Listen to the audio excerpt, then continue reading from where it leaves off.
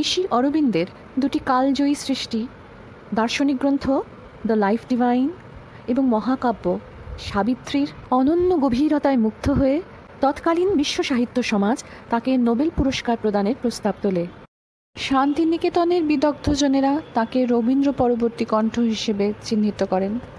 পণ্ডিচেরি তখন ফরাসি উপনিবেশ, ফলে ফরাসি বুদ্ধিজীবী ও ফরাসি প্রশাসনের উচ্চপদস্থ ব্যক্তিত্বরা ঋষি অরবিন্দের নাম নোবেল কমিটির কাছে জোরালোভাবে তুলে ধরেন।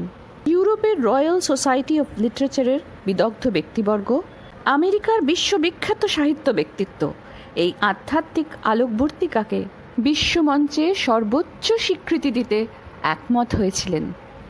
কিন্তু 1943 সালে অস্থির যুদ্ধ পরিস্থিতির জন্য নোবেল পুরস্কার স্থগিত ছিল।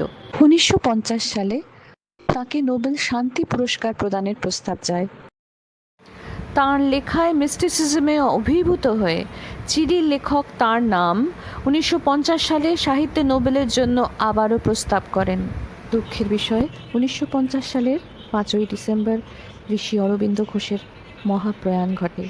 নোবেল কমিটির মরণোত্তর পুরস্কার দেওয়ার নিয়ম না থাকায় সে বছরও এই বিশ্ব স্বীকৃতি অধরাই থেকে যায়। মহর্ষি অরবিন্দ 1926-এর পর থেকে জাগতিক প্রাপ্তি অপ্রাপ্তি থেকে দূরেই ছিলেন। পুরস্কারের ঊর্ধ্বে উঠে তিনি আমাদের মনে ঋষি হয়েই বিরাজ করছেন।